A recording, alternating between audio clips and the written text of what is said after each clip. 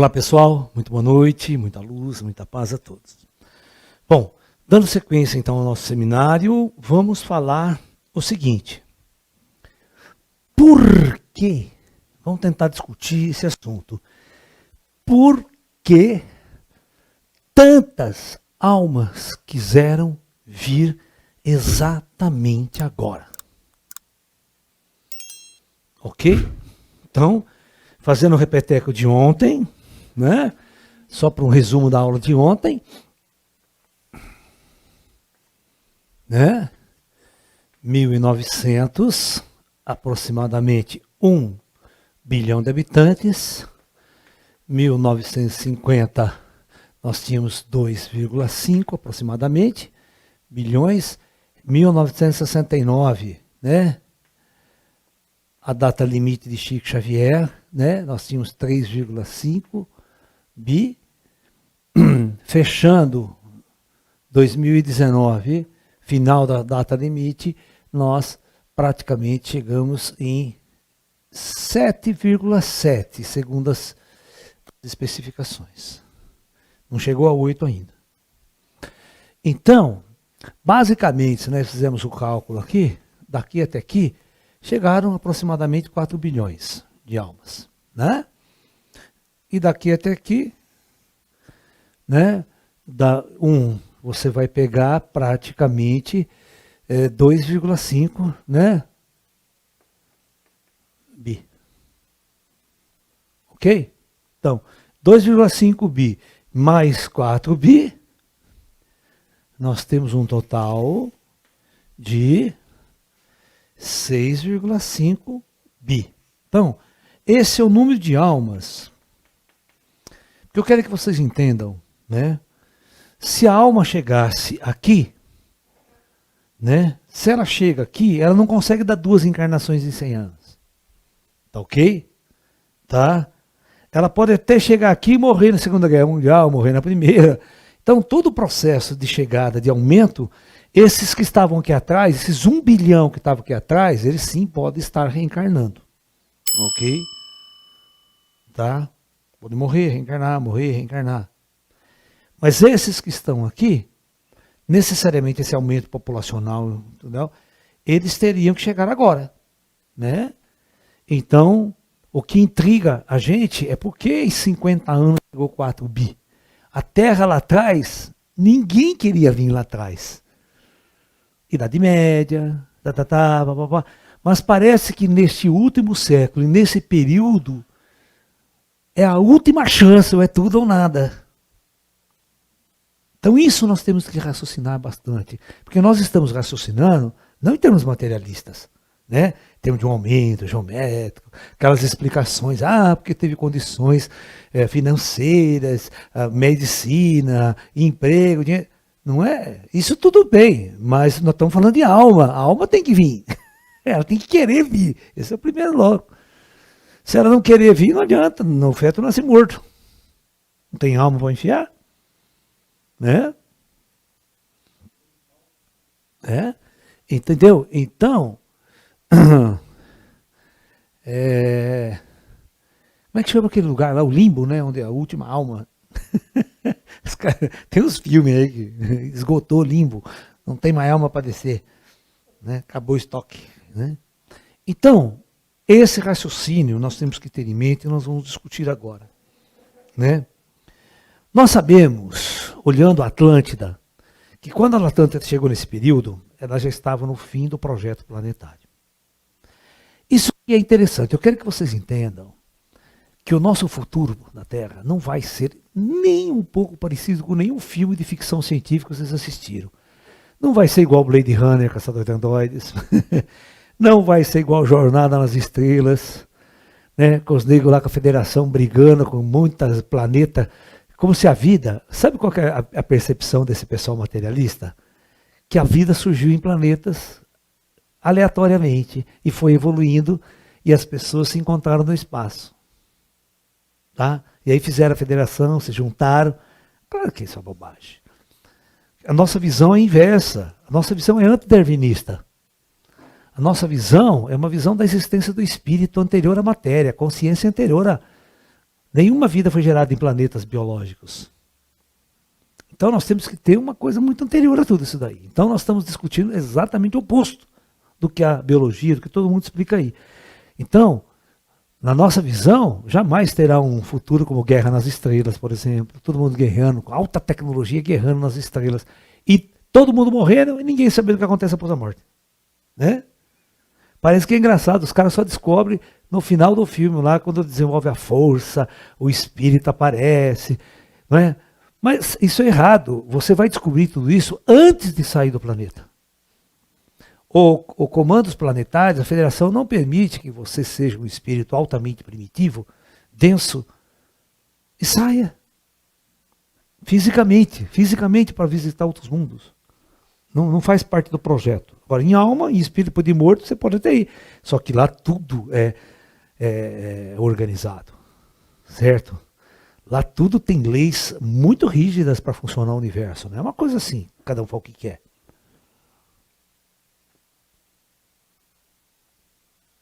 Quem está na coordenação maior? Deus. Você não sabe?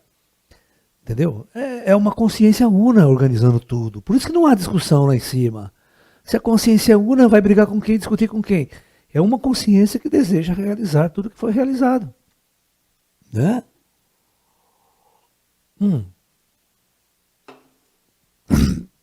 Eu vou dar uma dica para vocês de por que tanta gente nesse último...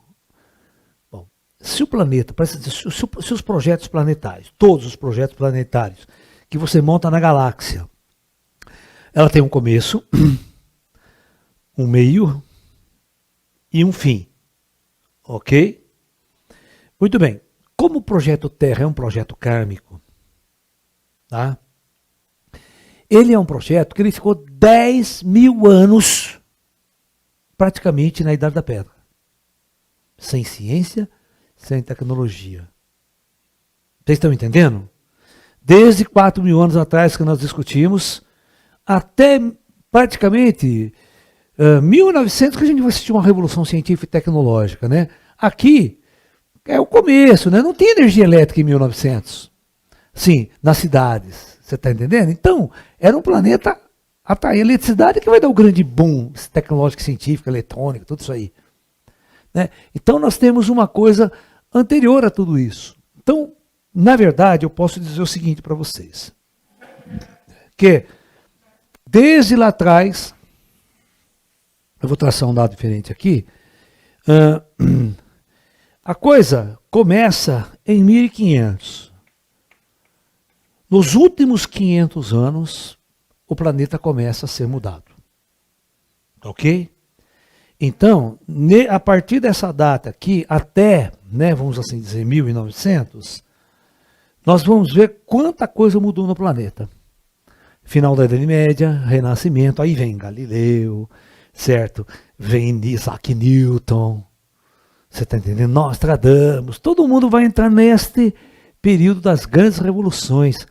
E tem um matemático fudidíssimo aí que faz a diferença total. Quem que é ele? Hã? Não, não é. Também não é. É um matemático. É filósofo e matemático. Isso. O Renézinho para os íntimos. Né? O René. Esse René aqui, o René Descartes, né? Porque ele é o cara que cria uma visão geométrica da matemática e dá um salto, né? O plano cartesiano, as coordenadas cartesianas é um must na coisa aí, na linguagem matemática, da ciência, né? Ou seja, só que é o pensamento cartesiano, né? Penso, logo existo. Se eu não penso, ele existe. Então o animal não existe, porque não penso. Né? Cogito ergo sum. Tô até lembrando desse cogito ergo sum. Né? Isso é latim, né? Ou seja, eu penso, logo existo. E o cartesianismo, né, ele foi a base do desenvolvimento científico da linguagem matemática, da linguagem científica moderna. Tá? Aí que nós criamos funções, equações, tudo. Antes do Descartes não tinha isso. Tá? Então esse cara vai possibilitar que Faraday faça as equações, que Maxwell faça as equações, que Isaac Newton, né, faça as equações, faça todo mundo, né? Qual que é o século dele mesmo, você sabe? Vê para mim aí, certo? Método. Discurso do 1637. Tá. É. É importante porque o Isaac Newton vai usar, né? O Galileu não usa. O Galileu ainda não tem o método, ele vai usar o método antigo, porque ele não tem o Descartes ainda. Mas o coisa para fazer as integrais, diferenciais, tudo tem que ter. Ele já tem que usar o método cartesiano para escrever.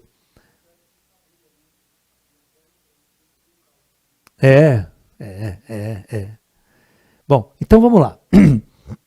Então o que eu quero dizer para vocês, que nós temos um período aqui em que oficialmente o plano, ou seja, o projeto Terra, o comando do projeto Terra, falou daqui para frente nós vamos mudar o planeta. Nós vamos preparar o planeta para o seu final de ciclo. Final do projeto. Ok?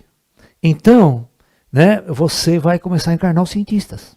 Você vai encarnar os pensadores que vão revolucionar contra a Igreja Católica e o pensamento, né? Ou seja, o homem começa a pensar fora da caixinha. E a primeira coisa importante é tirar a Terra do centro do universo. Bom, a Terra já era redonda, hein? Graças a Deus. Sempre foi. Não, mas você sabe que o conceito da Terra redonda era uma discussão na antiguidade, mas o Aristóteles, né, ele foi muito inteligente, né, entender, calcular esse... Porque a primeira coisa que ele teve, a inteligência que ele teve, é que o Sol estava muito longe. Porque eles tentavam medir as coisas por triangulação, sabia? Eles tentavam medir distâncias por triangulação, né? E como você não obtinha uma precisão no caso do Sol, é porque ele estava muito longe. Você sabe como é que a gente tem uma precisão em paralaxe para medir a distância Terra-Sol? Vamos ver se vocês sabem como é que você faz isso. Porque se a base for muito pequena, o ângulo é muito pequeno, você não consegue detectar isso. Então, olha o que a gente faz para medir com mais precisão usando a técnica da paralaxe triangular. Né? O Sol está aqui. Né? A Terra está aqui. Se a distância é muito grande, eu preciso de um triângulo grande. Tá? Eu preciso. O diâmetro da Terra já não dá. Eu poderia pegar assim, um observatório num lado da Terra, o outro do outro lado da Terra e medir ao mesmo tempo para pegar um ângulo, certo? Eu preciso de um ângulo de paralaxe para usar a trigonometria simples. Então a gente sabe que, né? É problema. Não dá, é muito curto. Então o que eu faço? Eu pego o Sol, vamos supor que aqui seja o Sol, eu pego a órbita da Terra, né? Aí eu tenho um puta triângulo de base, ó. E pego outro ponto aqui, ó. Aí eu consigo essa aqui, ó. Ou a metade aqui, tanto faz. Aí eu tenho um ângulo de paralaxe aqui, ó. Eu tenho esse ângulo aqui. Mas eu tenho que fazer 3 medidas precisas, em datas certas. Né? O problema é que quando um corpo vai ficando muito longe, o ângulo de paralaxe vai ficando muito pouco variável. Muito pequeno, você não dá para calcular. Né? Bom, então aqui começa uma mudança radical. A partir de 1900, então, muitos cientistas pensadores, né? Albert Einstein, né? Você vê como eles começam, em todos os setores, né? Os cientistas começam a pensar. Você está entendendo? E a invenção do computador, né? A invenção do computador começa na Segunda Guerra Mundial. Né? A máquina Enigma é um tipo de computador mecânico, só que é um computador mecânico, não é um computador digital. Né? As engrenagens são engrenagens reais.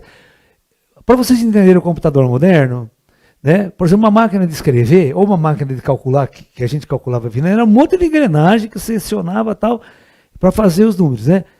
O que a gente fez no computador? Fez isso ser digital. Essas posições das chaves mecânicas das engrenagens ser digital. E isso ele executa muito mais rápido. Né? E para você fazer cálculo, somar, dividir, integrar, aí você tinha que usar circuitos integrais. Circuitos, o próprio circuito cria um processo de soma, de integração nele, através da corrente elétrica. É um negócio muito louco, é difícil para vocês entenderem. Eu fiz circuitos elétricos, né? Na engenharia eletrônica, a gente tinha a hora que estudava a digitação, que é os circuitos integrativos, né? Que é bem interessante. Que foi daí que os caras desenvolveram a calculadora eletrônica, depois os computadores, os softwares, né? Aí criou chips, tudo funciona do mesmo jeito, é só conversar com o computador agora na linguagem que ele entende. Ele só entende 0 e 1, 0 e 1, 0 e 1. Você precisa informar isso para ele através de uma linguagem. O que você quer? Né? Transformar um comando numa linguagem digital de 0 e 1. Né? Então é um código binário. O código binário como o código Morse, na verdade. Quer dizer SOS. Né? Então, aí você faz uma coisa e você consegue conversar bem. Tudo bem? Bom, então, aonde eu quero chegar com tudo isso? Então, o mundo começou a sofrer uma mudança radical, porque ao mesmo tempo que esses cientistas estavam chegando e fazendo mudança, estava chegando um monte de alma. Né? Todo mundo lá no espaço falou, moçada, vamos lá agora que é os últimos 100 anos do Projeto Terra. Vamos ajudar aquela mudança, vamos ajudar aquela transição e vamos viver essa experiência. Deixa eu explicar uma coisa interessante para vocês. Vamos ver se vocês entendem meu raciocínio. Quando eu implanto um projeto planetário, ele tem 10 mil anos para quem quer viver guerra, luta, epidemia, sofrimento, tortura, certo? 10 mil anos.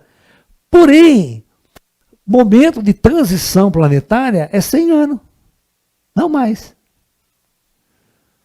Então, tudo vai acontecer em 100 anos. Então, esse momento não tem na galáxia. Não é toda hora que tem.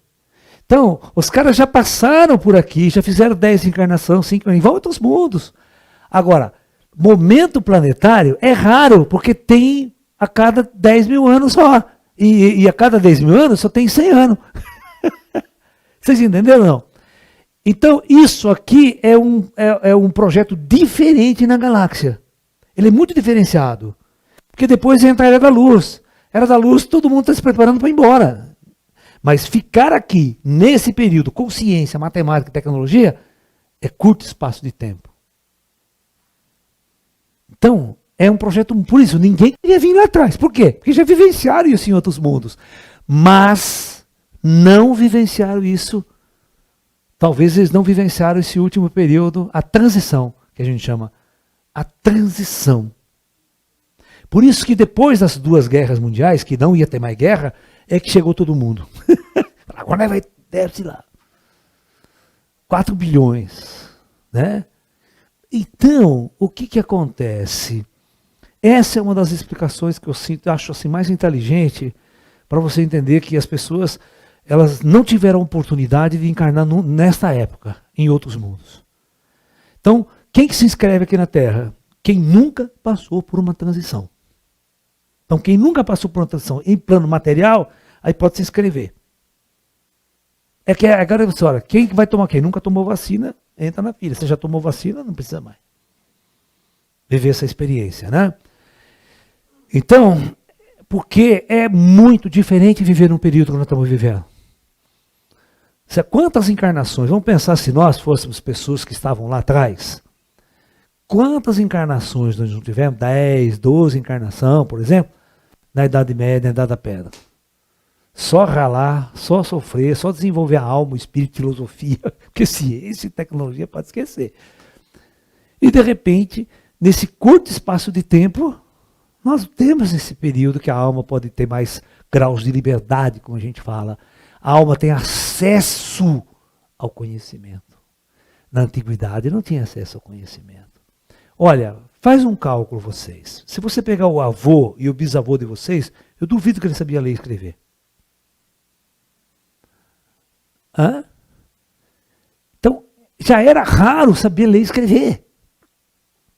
Quanto mais fazer uma universidade, a maioria da população era analfabeta.